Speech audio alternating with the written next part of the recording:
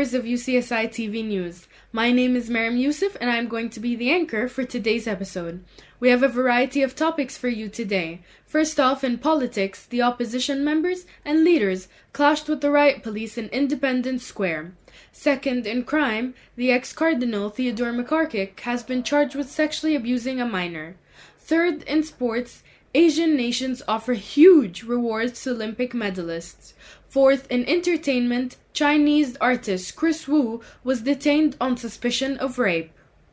Now, starting off in politics, with the recent raise of dissenting voices, the opposition members and leaders gathered at the Independence Square in Kuala Lumpur to march to Parliament after a special session was cancelled on Monday. However, before they could complete the 1.2-meter march, it was interrupted by a wall of fully geared riot police. More on the story by Mariam Imam.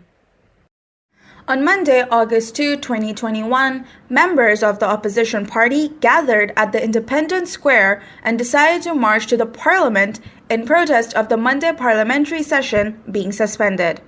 Opposition leader Anwar Ibrahim and former Prime Minister Mahathir Mohamad were present at the march. The suspension came at the heels of multiple people testing positive for COVID-19 within the Parliament. After a prolonged shutdown following the declaration of a state of emergency in January of 2021, the Parliament was finally reopened last week for a special session. PM Mahathir has been under intense pressure to resign since he came into power in March of 2020. The pressure has only intensified during the prolonged state of lockdown, in which thousands have been impacted negatively. Marches and protests have been organized all over the country calling for his resignation. Despite the immense pressure and public demonstrations, the Prime Minister has somehow managed to hold on to power. Even the Yang di-Pertuan Agong Abdullah of Pahang has voiced his dissatisfaction for PM Mahathir. On Monday, when members of the opposition, along with Anwar Ibrahim and former Prime Minister Mahathir Mohamad, tried to march to the Parliament, they were met with a unit of fully geared riot police. The suspension of Parliament on Monday is nothing but an attempt to delay the inevitable vote for low confidence that the opposition is trying to introduce. This is Mariam Imam reporting on politics. Back to the studio. Thank you, Mariam. Now moving on to crime, the ex-Cardinal Theodore McCarrick has been charged with sexually abusing a minor in the 1970s.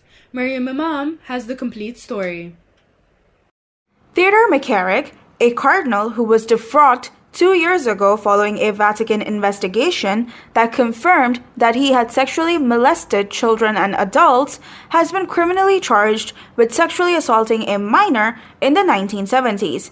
This is the first time a cardinal in America has been criminally charged with sexually assaulting a minor. McCarrick's charge sheet has shown that he has been charged with 3 counts of indecent assault and battery on a person 14 or over. The report filed against McCarrick has shown that he was a family friend of the minor whom he abused. He abused the minor at the survivor's brother's wedding at Wellesley College. McCarrick groped the then 16-year-old before taking him to an empty room and fondling him. Following the fondling, McCarrick told the minor to say 3 Our Fathers and 1 Hail Mary, or 1 Our Father and 3 Hail Marys, in order to seek God's forgiveness. McCarrick is set to be arraigned on August 26, 2021.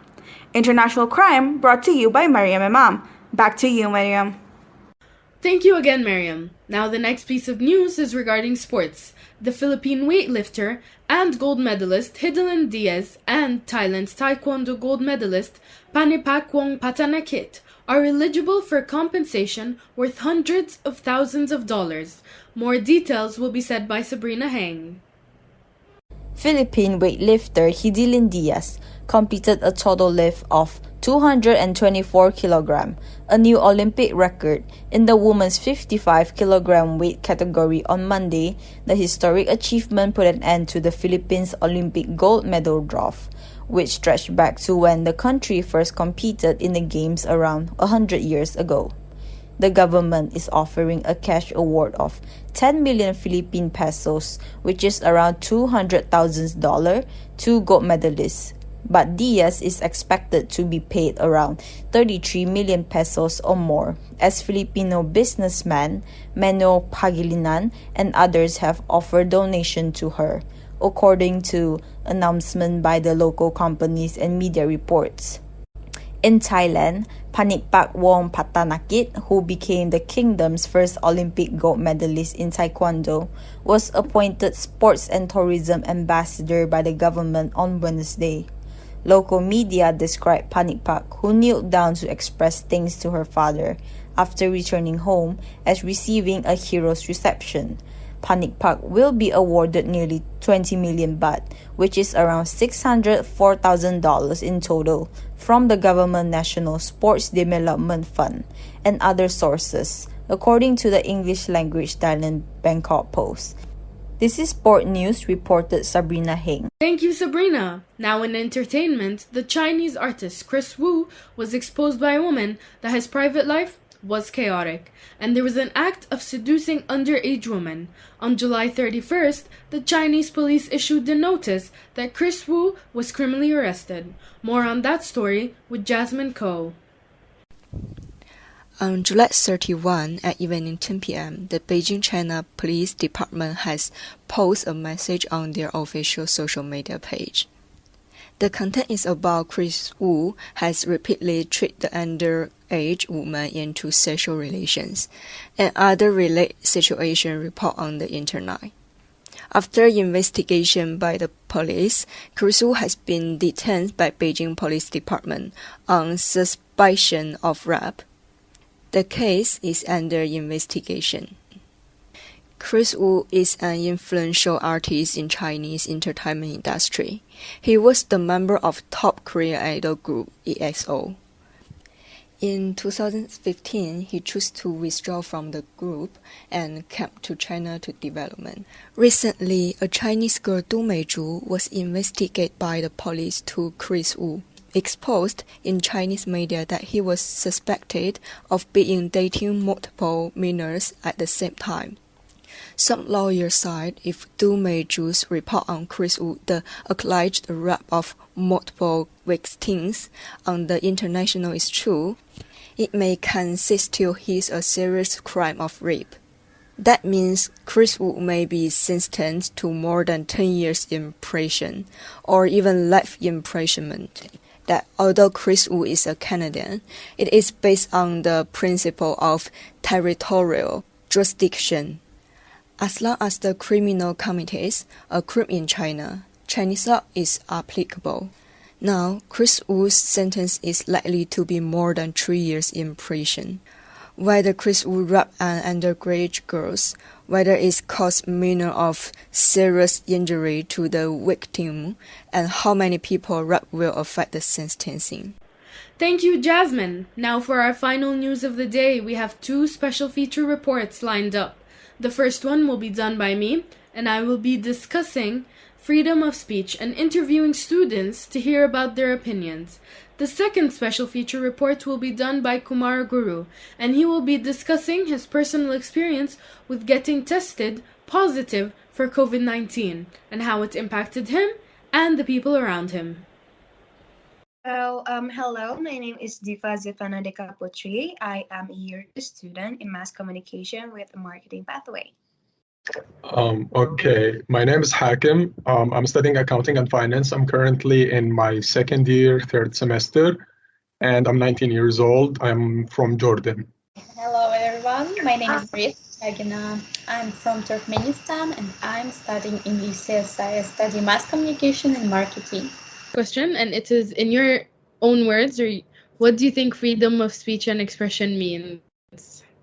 I guess it means that we can express our opinions without having a limitation on what we say or what we think, even if it might be a little bit controversial, but because it's about freedom of our speech, so I think it's just expressing our opinions without having to filter it first.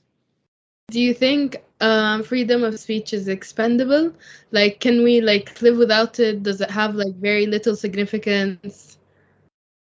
No, I don't agree with that. I think it is actually pretty important for each human to express their feelings and their opinions or ideas freely. Otherwise, we won't be able to actually know how others feel or what the opposite person feel or what other people feel.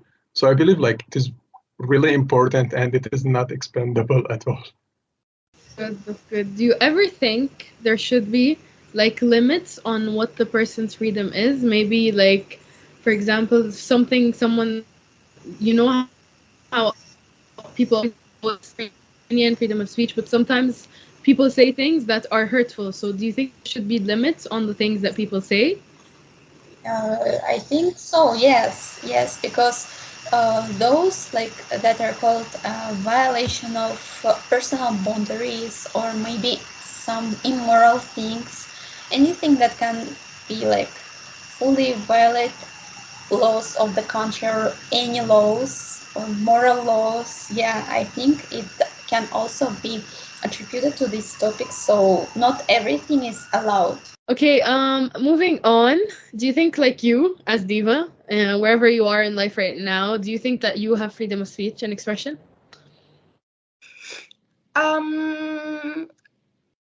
I about that, I think it depends on like what kind of topic that I wanted to talk about, because currently I'm not very expressive when it comes to talking about sensitive things that might get me arrested because it's sensitive topic. But like a lot of my colleagues that likes to express their opinions about the corrupt of our country or like any law that they don't like, basically their accounts, their social accounts get deleted a lot because of that. So like I believe that it's really not going well with the saying freedom of speech when people who actually try to state your opinion, they get shut down.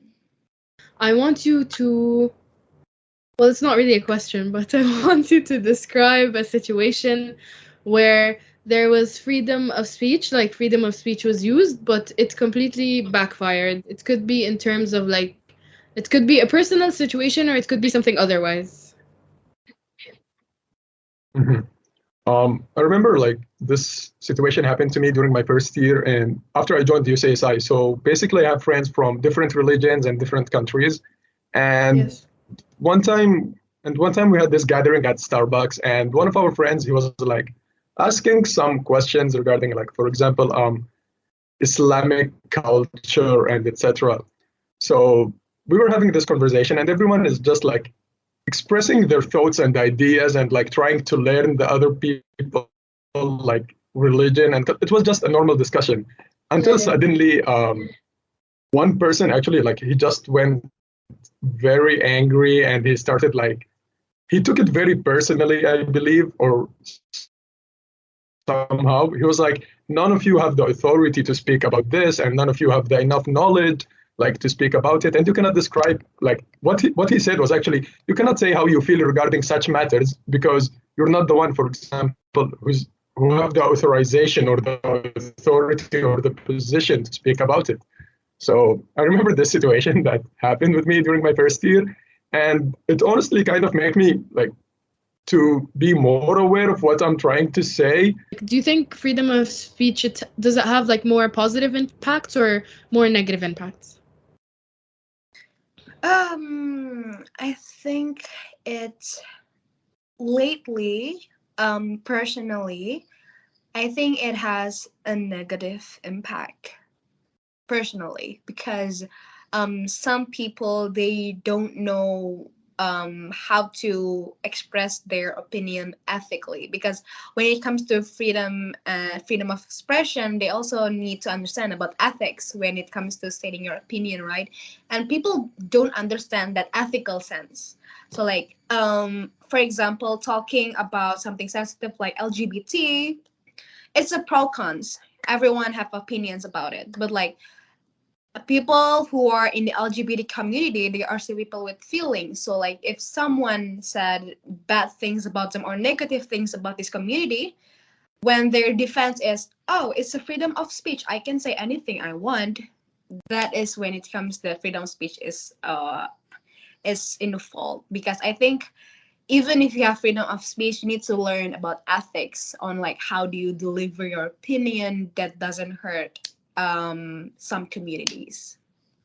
Definitely a more positive impact, because we won't reach where we are without freedom of speech. If you're gonna take it in like government-wise or countries-wise, if people are not able to express how they feel properly, they will end up in a bad way in which people will protest, in which the government will not hear, and definitely that will cause like miscommunication, I guess, between both parties. And that, like, for example, if you just take it into a government place, if the people in general, if people are actually free to share their opinions or their ideas, there might be good in them. And that's the thing that we should focus on, the good things that come out from freedom of speech. Because after listening to people, you will find many different opinions and you cannot just disagree on everything. So Yeah. I believe it has a more positive impact more than of a negative impact, because just imagining like we don't have freedom of speech and people are not allowed to express how they feel or anything, then I believe that will cause a huge gap between people and no one will actually understand the other.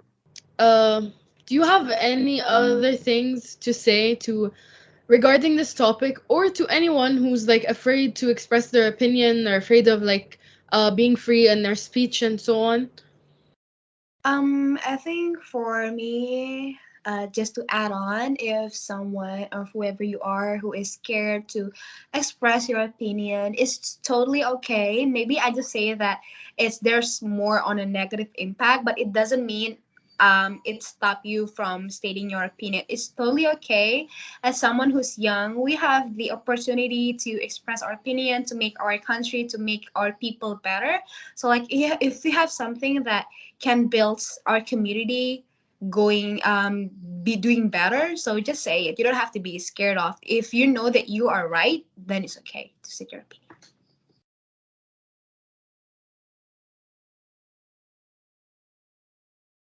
COVID-19 has been threatening the world since 2019, and it is still an ongoing problem faced by many countries.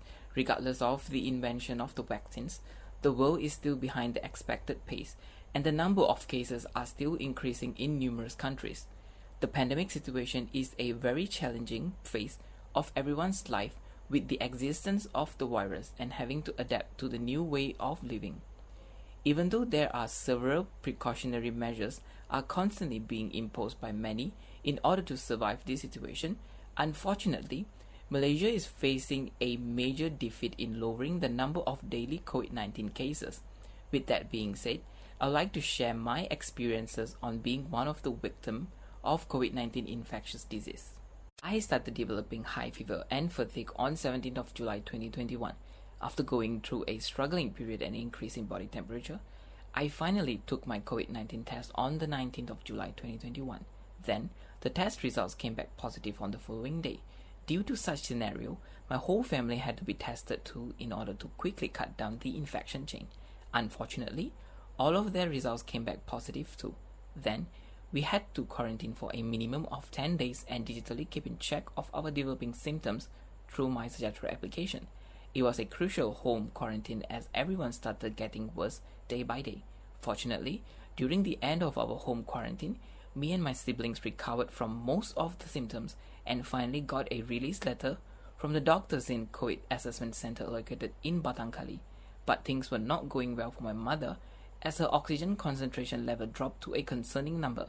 She was immediately sent to Hospital Sungai Buloh to get intensive care and currently still are going through medication, but the gradual recovery is a good news to the family. Due to the unfortunate circumstances, I could only interview two of my sisters to further get a different point of view from their experiences being a COVID-19 victim. And here are the questions and the recorded responses. How do you feel now after struggling with COVID-19 for 2 weeks? More healthier, but I have some minor symptoms like cough, flu. Okay, I feel much more better now, but and also peace, but I still have my symptoms like cough, flus, and like tiredness. But is much more better than my 10 days quarantine time. What was it like to be tested positive and to have to go through home quarantine? Very bad because I'm too tired, can't walk until I not well at all. Okay, first of all, I feel shocked, and I was nervous. Oh my god, I got COVID. It's how? Then I feel okay, I have to accept that because it's already tested positive. So I feel okay, so I have to be struggling with that. So after I know the positive, then I feel I'm getting sick, tiredness, my flu, my coughs, so like that. How did you manage to lessen the physical problems occurred due to the virus? I took Panadol and I drink vitamin C, and I do some regular exercise to make my body be active. I did my workout around 30 to 40 minutes. So I feel workout is much more make me healthier. It's sweating. So it's and also then early morning I'll be wake up early to get my sunlight. What did you learn from the unfortunate event of being a victim of COVID-19? This COVID-19 is not the basic sick. It's a terrible sick, so we must take care ourselves very well. COVID-19 has to be highlighted by struggling. Yeah, I have to struggle. So during COVID, it's you cannot be walking or what, but you have to struggle yourself to wake up and take your meals on time and your medicines. That being said, I would like to emphasize that COVID-19 disease is a big deal and must not be brushed away carelessly in order to fight the battle together against it. In addition to that, getting vaccinated no matter with any provided vaccines is highly recommended and must be done by every individual in this country so that the threats of this disease eventually can be controlled effectively. The hope to get back our normal lifestyles without having to social distance and wearing masks can only be achieved if everyone in this country can adhere to the measures set by World Health Organization and also with mass vaccination. Here's for a better tomorrow. Special report done by Kumaraguru Kumaran. Thank you, viewers, for tuning in to the final episode of UCSI TV News. Stay safe and good night. This is Mariam Yusuf signing off.